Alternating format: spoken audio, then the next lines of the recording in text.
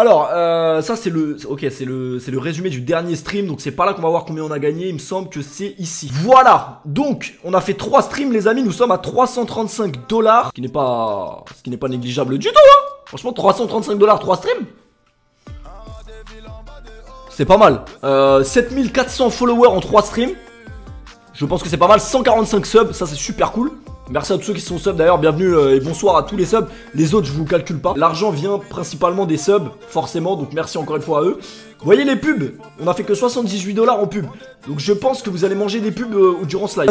C'est le côté sentimental qu'on me propose, mais je vais prendre De Jong, je suis désolé Iniesta. Frérot, t'avais qu'à venir m'aider quand j'étais resté bloqué devant le stade ton dernier match. T'es pas venu m'aider hein. Dans un film tu serais venu, tu serais sorti, t'aurais dit laissez-le rentrer. Rien à foutre. J'ai fini dans un bar comme un trou du cul. Alors que j'avais payé ma place 170 balles. Tu as floqué quoi sur le maillot? Il y a vraiment des gens qui se demandent qu'est-ce que j'ai floqué sur ce maillot les gars. Si t'as d'autres questions bêtes, j'ai d'autres réponses hein. J'allais dire Chambers c'est pas une marque de couche, mais non c'est Pampers. Ah non, je vous ai pas raconté cette histoire. Ah non, il faut que je vous raconte une histoire. PFU TK et Père Castor. Alors en fait j'étais au feu rouge. J'étais à un feu rouge avec la voiture. J'étais au feu rouge et tout. Et le feu rouge était super long. Donc j'attendais. Je jette le téléphone. Je relève. Je regarde à ma gauche. Et...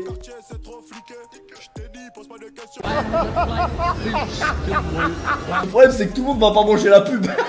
Donc faites attention quand vous êtes au feu rouge. Ah mais les amis, il faut bien que je mange mon pain moi aussi. Parce que 400 €, 3 streams, qu'est-ce que c'est vraiment? C'est pas suffisant les amis. C'est pas avec ça qu'on va mettre du beurre dans les épinards bordel. Pour ceux qui sub, il faut faire la coupe hein, qu'il y a sur l'image par contre. Ouais, il y a une nouveauté sur Waze, l'application pour GPS. Maintenant on peut écrire des messages. Donc à tout moment tu vois un message alerte Karim 93, putain grave fraîche la meuf dans la Fiat 500. Je te jure, il y a que ça. Tu vas sur le périphérique parisien, il y a que des messages comme ça. Je pensais qu'Arsenal était faible et puis il y a eu Manchester. Mais bon, je vais pas clasher Manchester dans le sens où bon, je suis pas bien placé pour clasher Manchester, c'est vrai. Mohamed Salah et sa fiche S en pointe, Ronaldo en pointe également, Marcel Desailly et son rire démoniaque pour déstabiliser le milieu de terrain. Est-ce que l'amitié homme-femme existe? Alors, je pense que je vous ai déjà raconté cette anecdote, mais si vous adorez les anecdotes, on va repartir sur une anecdote. Si ça bug, dites-le moi maintenant. Parce que là, ça se trouve, il y a un mec qui habite à Rouen, frérot. C'est sûr que quand t'habites à Rouen et qu'il y a des pigeons qui tombent sur ton écran d'ordinateur en même temps que le live, voilà, quelque part, ça ne bug absolument pas. Merci à tous les frérots. J'ai confiance en ma fibre. Est-ce que vous, dans le chat, vous croyez... On parle plus de la connexion internet, là. Est-ce que vous croyez en l'amitié fille-garçon? Ok, alors non, oui, mais pas une amitié de fou. Ça, il faut noter cet argument qui est valable selon moi. Alors, la majorité des gens disent non. Ce sont les gens honnêtes en fait dans le chat. Dans un chat Twitch, il y a toujours des gens honnêtes. Il y en a pas beaucoup hein. Il y a toujours des gens honnêtes et des gens malhonnêtes. Bon ça les gens malhonnêtes on les avait repérés depuis un petit moment. C'est genre les mecs qui s'appellent Seb la brioche, comme le mec qui vient de ce sub ou je sais plus exactement. Mais les mecs, voilà. Surtout un live de Paoletta YouTuber, je peux te dire 95% des gens sont malhonnêtes. Donc tous ceux qui ont répondu oui, ce sont des menteurs. Il faut réfléchir avec son crâne. Alors, moi je vais vous raconter mon anecdote et vous donner mon point de vue. Moi aussi, avant, je pensais que l'amitié fille-garçon existait. Haha, qu'est-ce que j'ai pu être naïf. J'y croyais pour la simple et bonne raison que j'avais une amie. J'avais une très bonne amie en fait. Et bon, elle était fraîche. C'est ça le problème. Tu sais, j'avais quel âge? J'avais 15 ans, 16 ans. À cet âge-là, ton zizi, il commence à discuter avec toi. C'est-à-dire qu'il n'y a plus que c'est pas que Dacour qui vient sonner chez toi.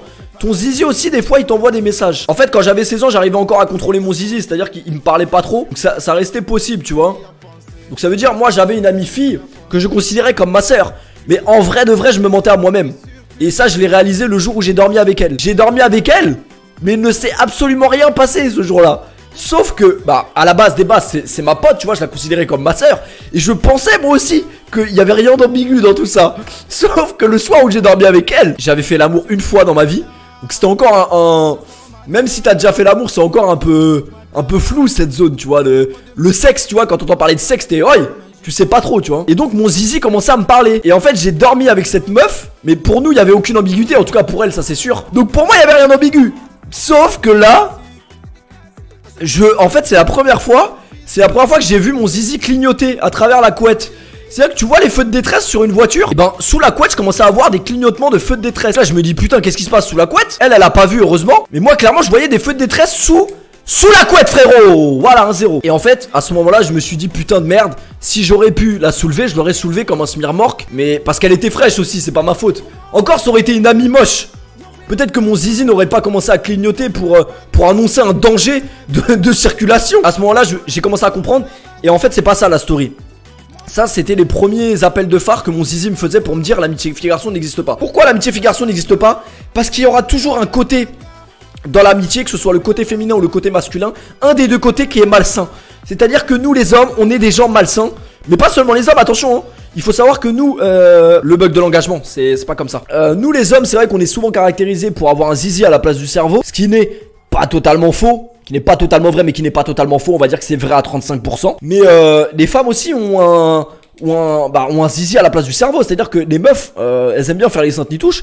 Mais les gars, à partir d'un moment où une fille a commencé à découvrir les relations sexuelles, les filles adorent le sexe. Ils sont comme nous, et je dirais même elles sont pires que nous. Et même ça j'en suis quasiment certain. Les filles sont pires que nous. Donc il y aura toujours un côté malsain dans une relation amicale. Sauf si vraiment tu es moche, alors là, peut-être que ton ami fille n'aura aucune ambiguïté avec toi. Si tu es vraiment moche, peut-être. Mais toi, tu auras une ambiguïté vu que t'es moche et que ta pote est potable. Tu vois ce que je veux dire? Donc à partir de là, c'est malsain. Et donc pour revenir là-dessus, moi, c'était une relation qui a duré très longtemps. Donc moi, je la considérais vraiment comme ma soeur. Bon, le jour où mon zizi a clignoté, je la considérais plus comme ma soeur, ma demi-sœur éloignée, tu vois. C'est pas vraiment... la relation a un peu évolué, mais je la considérais quand même vraiment comme ma soeur, tu vois. En fait, elle a eu un mec, et à partir de là, j'ai senti en fait que notre relation ne pourrait plus être la même. Elle a eu un mec de fil en aiguille. Elle a arrêté de me calculer alors qu'on était inséparables, tu vois. Et après en soi je comprends, tu vois, parce qu'on faisait vraiment beaucoup de choses ensemble. Et en fait je me dis peut-être que c'est moi l'enculé. Et peut-être qu'en fait si on faisait autant de choses ensemble, c'est que moi-même au fond de moi, je me mentais à moi-même. Et je la considérais pas comme une amie, je la considérais vraiment comme une meuf que j'ai envie de soulever. Mais j'ai pas réussi. En fait je me suis mis dans la friendzone automatique. Ça c'est très dangereux, ne vous mettez jamais automatiquement dans la friendzone. Mais je pense que moi j'étais déjà dans la friendzone depuis trop longtemps pour que ça change quelque chose. Et donc pour poursuivre mon histoire, elle a eu un mec. Et son mec en fait on me l'a jamais dit, tu vois. Mais son mec déjà ne m'appréciait pas forcément. Après je peux comprendre, hein. Moi jamais ma meuf ira au cinéma avec un autre mec. C'est pas, voilà. Boum. Merci à Call of Parking. Merci mon pote pour le don de 5 €. On va acheter de l'eau, t'inquiète. Et tout simplement en fait voilà, elle a arrêté de me calculer en prétextant ouais mais lui il a changé, t'as vu. J'ai changé quoi frérot? J'ai rien changé. C'est toi, c'est ton mec qui t'a dit de changer avec moi. Et donc voilà, à partir de là, moi l'amitié fille-garçon ça a été fini. Et bon après je lui en veux pas vraiment. Même si je lui en veux beaucoup parce que c'était une relation très forte quand même. Mais après voilà, j'ai commencé à découvrir parce que j'étais célibataire aussi. Donc t'as vu, je m'ennuyais un peu. C'est toujours mieux d'avoir une pote meuf que de rien d'avoir du tout, tu vois. Et bon voilà, le zizi qui démange. Et un jour, dans tous les cas, un jour ou l'autre elle aura un mec. Donc pour moi l'amitié fille-garçon sur le long terme, en tout cas une relation très forte, c'est pas possible. C'est absolument pas possible. Ou alors son mec est très naïf. Parce que frérot, moi je te jure que ma meuf, je la laisserai pas l'occasion de dormir avec un mec qui a le zizi en feu de détresse à côté d'elle, hein. Je préfère te prévenir. Parce que elle c'était une relève, tu vois, c'était pas une pute. Du coup son vagin n'a pas clignoté. Mais il aurait pu très bien clignoter alors qu'elle était en couple, tu vois. C'est pour ça que t'es déjà fait soulever aussi, t'étais avec la go d'un mec au cinéma. Ouais mais ça c'est une histoire différente. La meuf était censée être célibataire, hein. Parle de ta première fois Péfut. Vous voulez vraiment qu'on parle de la première fois de Péfut? Les amis, ça va me mettre dans l'embarras total ça.